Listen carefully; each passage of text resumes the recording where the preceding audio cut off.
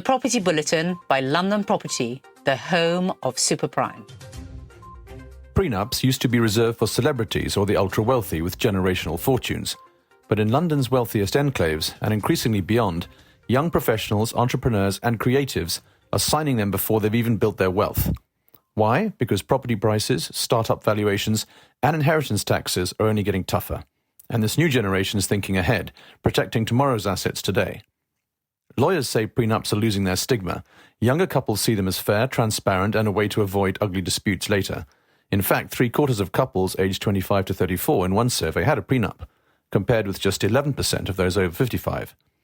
And modern prenups aren't just about what you already own, they're forward-looking, covering things like future business exits, intellectual property, family inheritances, and even royalties that haven't yet materialized.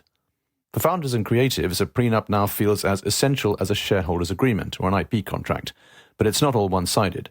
Courts only uphold prenups that are fair and transparent, so the strongest agreements are collaborative, with both partners fully informed and on board. What's changed is the culture. Once seen as unromantic, prenups are now viewed as responsible planning, a sign of maturity and mutual respect. So, as wealth becomes more complex and more global, the prenup isn't just surviving, it's becoming the norm. For the pre-rich, it's not about mistrust, it's about clarity. And in today's world, that might just be the most valuable asset of all. London, one of the most valuable housing markets in the world, has all but stopped building homes. In the first half of 2025, just over 2,000 private homes were started, barely 5% of already modest targets. In 23 out of 32 boroughs, no large sites broke ground at all.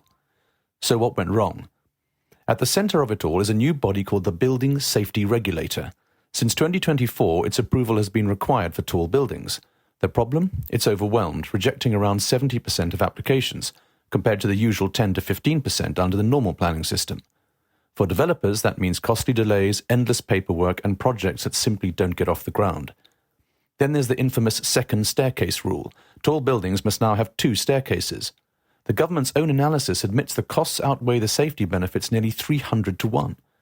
Combine that with London's planners banning corridors and insisting on dual-aspect flats, windows on at least 2 sides, and you end up with strange-shaped blocks, wasted space, and fewer homes. Other regulations pile on.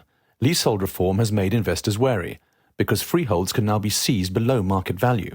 Commonhold, the alternative ownership model, exists, but it's widely seen as unworkable. Meanwhile, the Renters' Rights Bill will effectively lock landlords into permanent tenancies, making investors think twice about build-to-rent.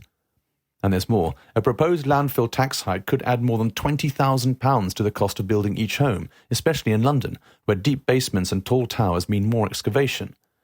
Yes, higher interest rates, Brexit and rising material costs matter, but those challenges affect the whole country.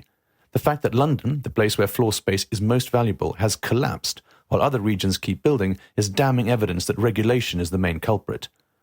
The result? A city with soaring demand, stratospheric land values, but almost no new supply. A housing shortage concentrated in the very place where new homes would have the biggest impact on affordability and economic growth. And that, says Dr. Samuel Hughes, is an astonishing achievement of the British state, to take one of the world's most powerful housing markets and break it. London's luxury property market is going through another chapter of change. The UK's new tax and residency rules, which come into effect this April, have reshaped the landscape for high net worth individuals, especially non-doms. Many are choosing to relocate abroad, but here's the twist: they aren't selling their London homes. So what does that mean for one of the city's fastest-growing luxury sectors, branded residences? At first glance, you'd think that the exodus of non-doms would hit this market hard, but experts say the story is more nuanced. Yes, regulation and taxation are adding friction. For example, stay in the UK more than 90 days and you're classed as resident. Rent your property out more than 90 days, and planning rules may treat it as a different use altogether. And the tax burden for overseas or second homeowners is higher than ever. But rather than killing demand, it's shifting it. Many wealthy buyers are doubling down, keeping a London base while spending more time abroad. At the same time, new buyers, particularly from the US, are moving in. They want turnkey luxury living in Mayfair, Belgravia, Kensington and Notting Hill. What draws them in? Branded residences combine the privacy of a home with the security and services of a 5-star hotel. Think Raffles at the Old War Office or the Peninsula. Properties that offer lock-up and leave convenience for families who might only spend a few months in the UK. Outside London, there's also momentum. The Lakes by You in the Cotswolds is selling strongly, and branded estates in Scotland and Cornwall are attracting interest, but London remains the anchor. The challenges are less about demand and more about process. Transactions can be slow because these developments are more complex than standard housing, with layers of planning rules, brand requirements, and heavy know-your-customer checks. But once the paperwork clears, deals move smoothly. The bigger picture? Branded residences aren't just surviving. They're part of a global trend of wealth-chasing lifestyle real estate.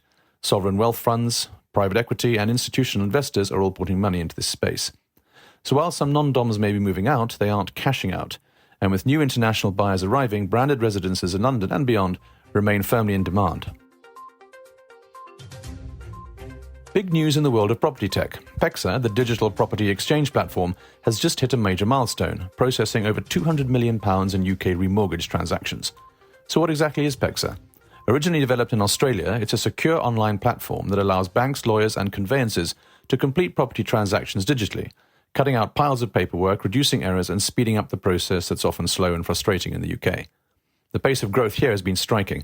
PEXA reached £100 million in transactions in January, and in just 7 months it's doubled that figure, more than 4 times faster than it took to hit the first milestone.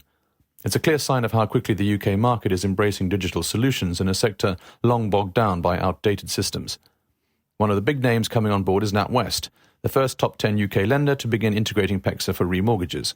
The bank expects to go live in early 2026, joining other partners already completing remortgages much faster using the platform. And it's not just remortgages anymore. Early this year, PEXA completed its first fully digital sale and purchase transaction, working with Hinckley and Rugby and Move. With that capability now live, PEXA can facilitate around 70% of all property transactions in the UK. The mission's clear: to make property deals faster, safer and more certain for lenders, lawyers and ultimately homeowners. Subscribe to our newsletter to receive our weekly bulletins and stay ahead of what's shaping the super prime property market.